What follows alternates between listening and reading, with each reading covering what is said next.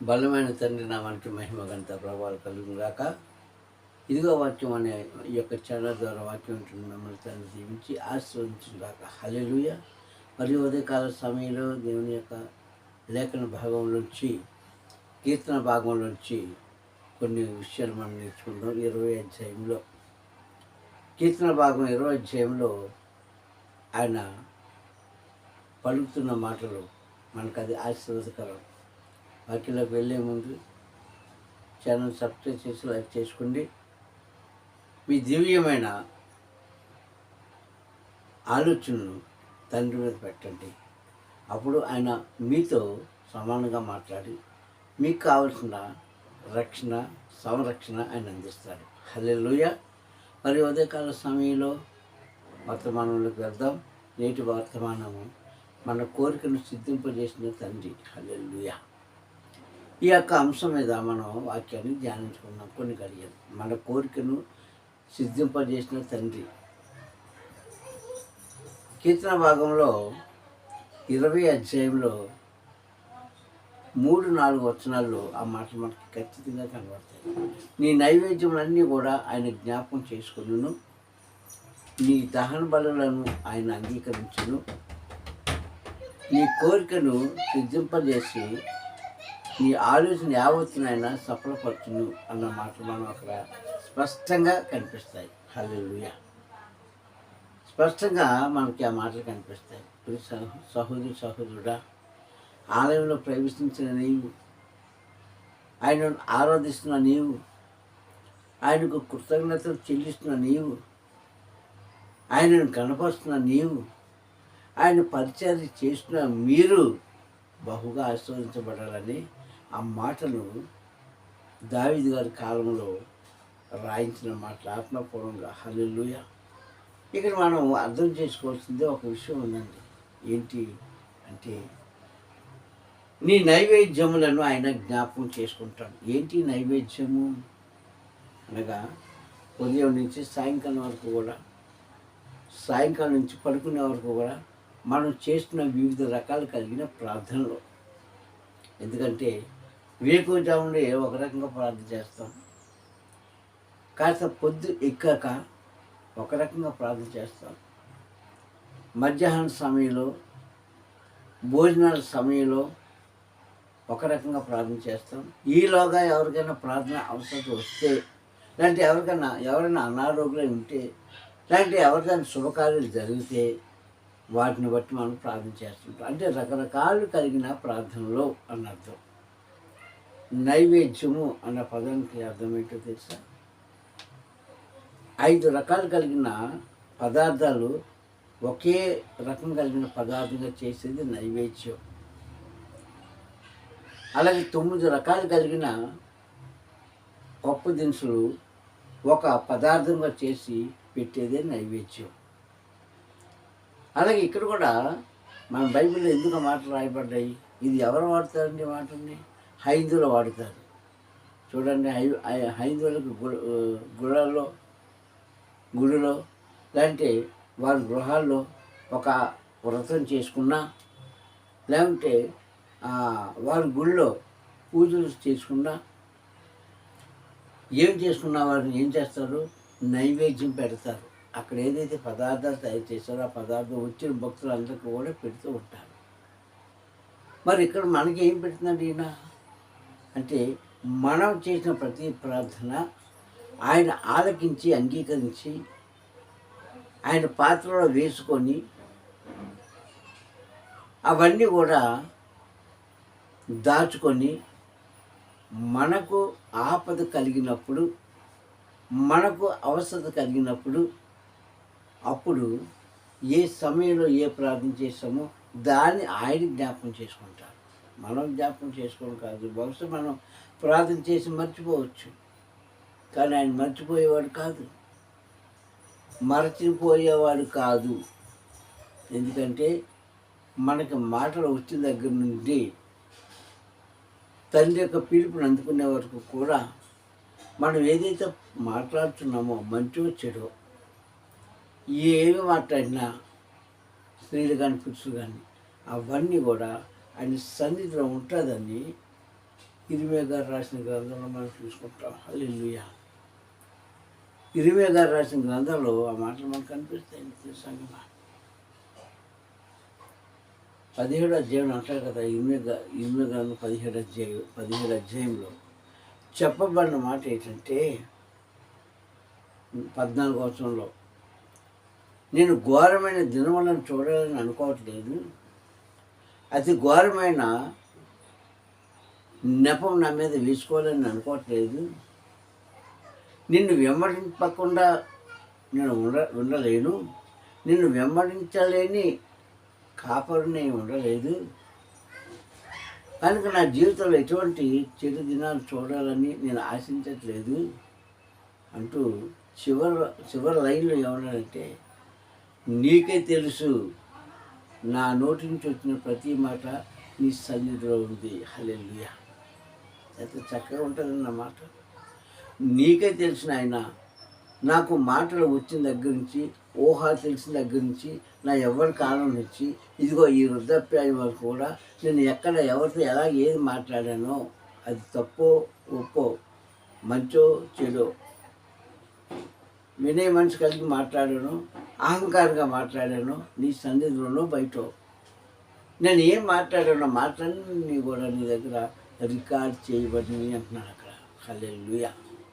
నీ సన్నిధిలో ఉన్నది, నా నోటి నుంచి వచ్చే ప్రతి మాట నీ సన్నిధిలో ఉన్నదని చెప్పిన మాట మనం జ్ఞాపకం చేసుకో. కనుకనే మనం ఎప్పుడు ఎక్కడ ఎలా ప్రార్థన చేస్తాం? సన్నిధిలో చేసావా, ఇంట్లో చేసావా, లేదంటే వేరొక స్థలంలో చేసావా, లేదంటే ఏ చెట్ల కింద నిలబడి చేసావా, ఏ వీధిలో చేసావా, ఎవరి కోసం చేసావా, ఎలా చేసావా, ఇవన్నీ కూడా ఆయన జ్ఞాపకం చేసుకుంటాడు. హల్లెలూయా.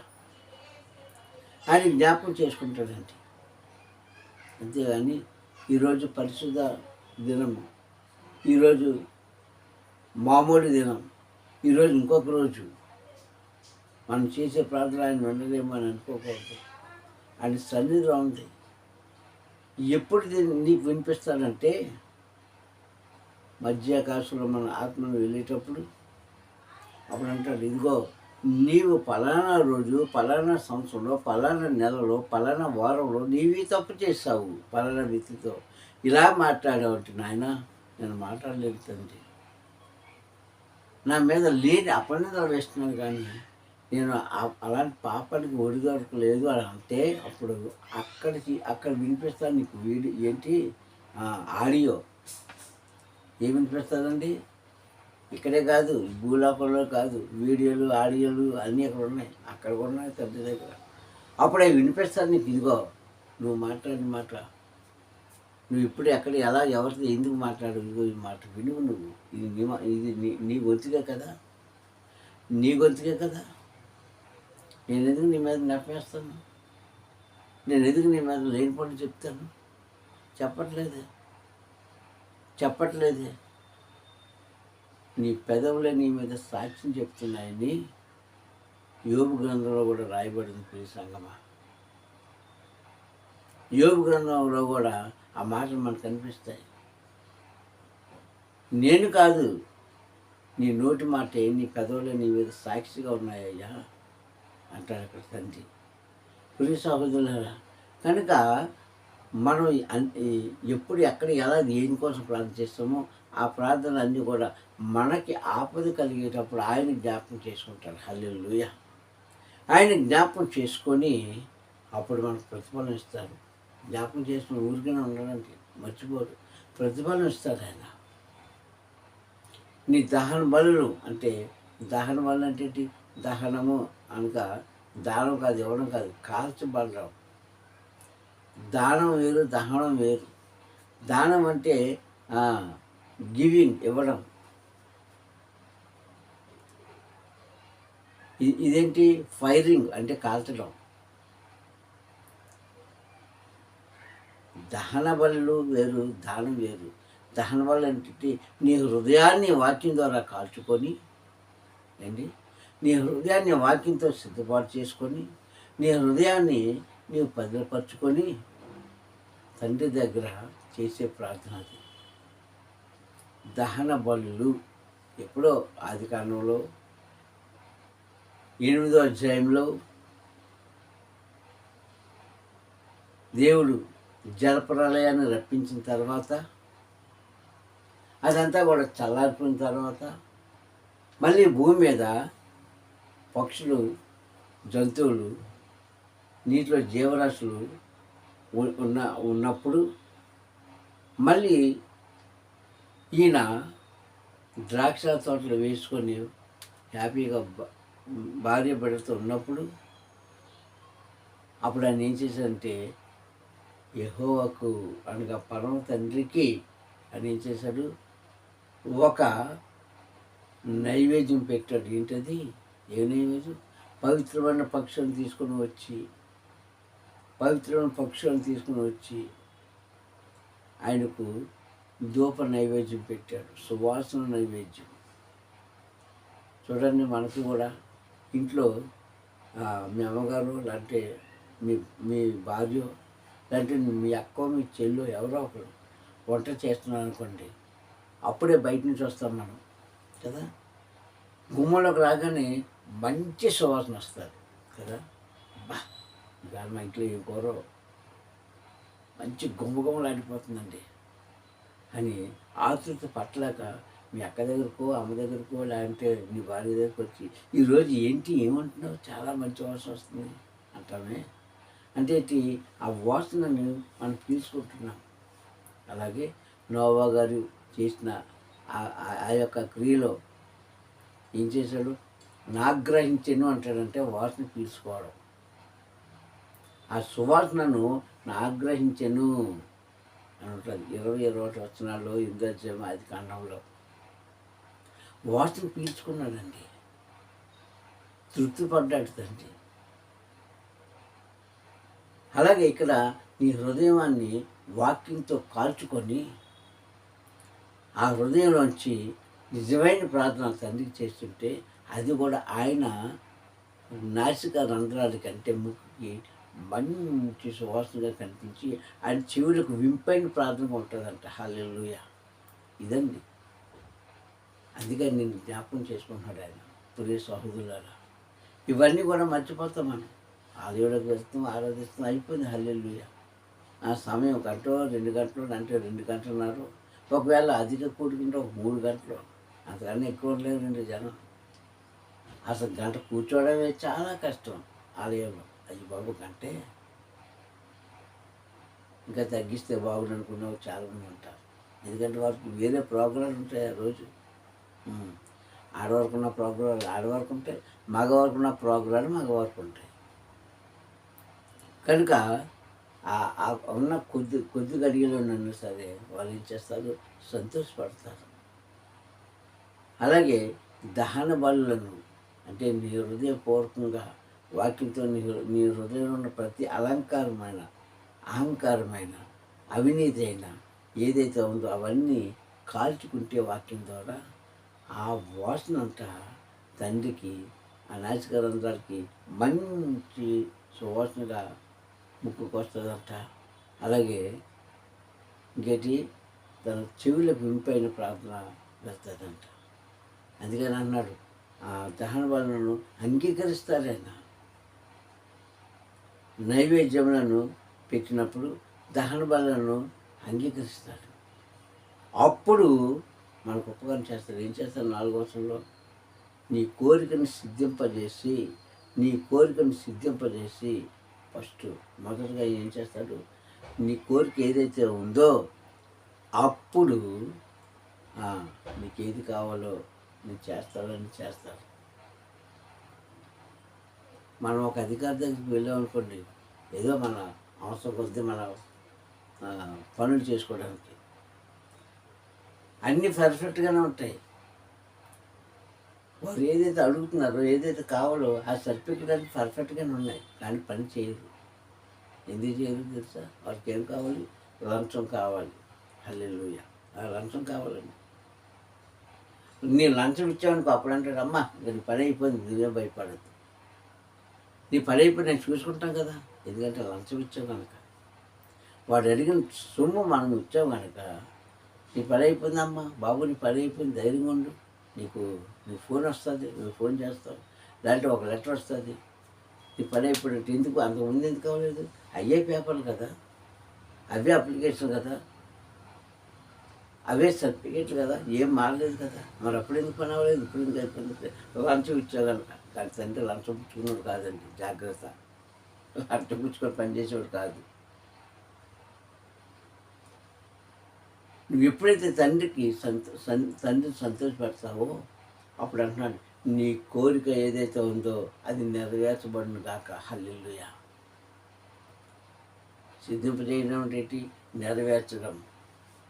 నువ్వు నాకేం లంచం ఇవ్వక్కర్లేదు, ఎందుకంటే నా మనసును తృప్తిపరచావు కనుక ఇదిగో నీకు నేను నీ పని అంతా కూడా నేను చేసేస్తాను అని అంతటితోనే కాకుండా నువ్వేదైతే అనుకుంటున్నావో అంటే ఆలోచిస్తున్నావో అది కూడా నేను నెరవేరుస్తాను అంటున్నారు. హల్లెలూయా. అది కూడా నెరవేరుస్తాను అంటున్నాను. కోరికను సిద్ధింపజేసి నీ ఆలోచన యావత్తును నువ్వు ఏదైతే ఆలోచించుకున్నావు ఒకటే రెండు కాదు. ఎందుకంటే మానవుడికి చాలా ఆలోచన ఉంటుందండి, చాలా కోరికలు ఉంటాయి. ఆ కోరికలన్నీ కూడా ఆ ఆలోచన అంతా కూడా ఆయన ఏం చేస్తాడంట, సిద్ధింపజేస్తాడు, నెరవేరుస్తాడంట. హల్లెలూయా. నెరవేరుస్తాడు తండ్రి. మనం ఏదైతే కోరుకుంటున్నామో అన్నీ కూడా ఆయన చేస్తాడు. ఆలోచన యావత్తును కూడా సఫలపరుస్తాడు, అంటే చేసేస్తాడు. ఇంకా నో డౌట్. లోపల నువ్వు లంచం ఇస్తే కానీ పని చేయరు. అది కూడా ఆ లంచం పుచ్చుకొని కూడా కొంతమంది నీతిగా చేస్తారు, కొంతమంది ఇంకా డబ్బు రావాలనుకుంటే అమ్మ ఇవి ఇంక సరిపో, ఇంకో సర్టిఫికేట్ కావాలి, ఇంకొక అప్లికేషన్ కావాలి, నువ్వు అక్కడికి వెళ్ళాలి, ఇక్కడికి వెళ్ళాలి, లేదంటే మీకోసం మేము మళ్ళీ తిరగాలి, నువ్వు ఎన్నిసార్లు తిరుగుతావు, నువ్వు బాధపడుతున్నావు కనుక ఒక పని చేయి, నువ్వు ఇచ్చిన డబ్బుల కంటే ఇంకో కొంచెం డబ్బులు ఇవ్వు, అవతల వాళ్ళు నేను మెప్పించి నీ పని చేస్తానంటారు. అబద్ధపు మాటలు. పాపం ఆశించిన వారు అలాగే ఇస్తారు, ఎందుకంటే వాళ్ళ పని జరగాలి కనుక. అప్పుడు కూడా గ్యారెంటీ ఉండదు, జరిగితే జరుగుతుంది, లేకుంటే లేదు. కానీ తండ్రి దగ్గర పశ్చాత్తాపంతో చేసిన ప్రార్థన, కన్నీటితో చేసిన ప్రార్థన, దుఃఖంతో చేసిన ప్రార్థన ఖచ్చితంగా ప్రతిఫలిస్తాను ఆయన, ఖచ్చితంగా ప్రతిఫలిస్తాను. అందుకని అన్నాడు, నీ ఆలోచన యావత్తు కూడా ఆయన సఫలపరుస్తాడు, చేస్తాడు. అంత గొప్ప తండ్రిని మనం పొందుకున్నామంటే పిల్లల సంగమా మనం చాలా అదృష్టవంతులు. కానీ చిన్న విషయాన్ని క్రైస్తవులు గ్రహించలేకపోతున్నాం. ఏదో ఆలయంలోకి వెళ్తున్నారు, ఆరాధిస్తున్నారు, తప్పలు కొడుతున్నారు, పాటలు పాడుతున్నారు, వాయిద్యాలు వాయిస్తున్నారు, పరిచయం చేస్తున్నారు, అయిపోయింది. హల్లెలూయా. మళ్ళీ బ్రతుకుంటే మళ్ళీ వచ్చేవారు. అంతే. బ్రతుకుంటే క్షేమంగా ఉంటే ఆరోగ్యంగా ఉంటే వచ్చేవారమే. ఇది కాదండి ఆరాధన, ఇది కాదండి విధానం, ఇది అసలే కాదు. ఎందుకంటే ఆయనను హృదయపూర్వకంగా ఆరాధించాలండి, మనస్ఫూర్తిగా ఒప్పుకోవాలండి. అప్పుడు నువ్వు చేసే ప్రతి క్రియకి కూడా ఆయన ఏమంటాడు, జయ ఉత్సాహం ఎగరేస్తానంటాడు. 5వ వచనంలో విజయ ఉత్సాహాన్ని నీ ముందు పెడతానంటాడు ఆయన. తెలుసమ్మా, ఈరోజు ఆరాధిస్తున్న మీ అందరూ కూడా ఏ ఉద్దేశంతో కూర్చుంటున్నారో, ఏ ఉద్దేశంతో వెళ్తున్నారో, ఏ ఉద్దేశంతో వాక్యం ఉంటున్నారో, ఏ ఉద్దేశంతో ఆయన పనిచేస్తున్నారో నాకు తెలియదు. అది చేసే నీకును చేయించుకున్న ఆయనకే తెలుసు. మధ్యలో ఎవరికి తెలియదు.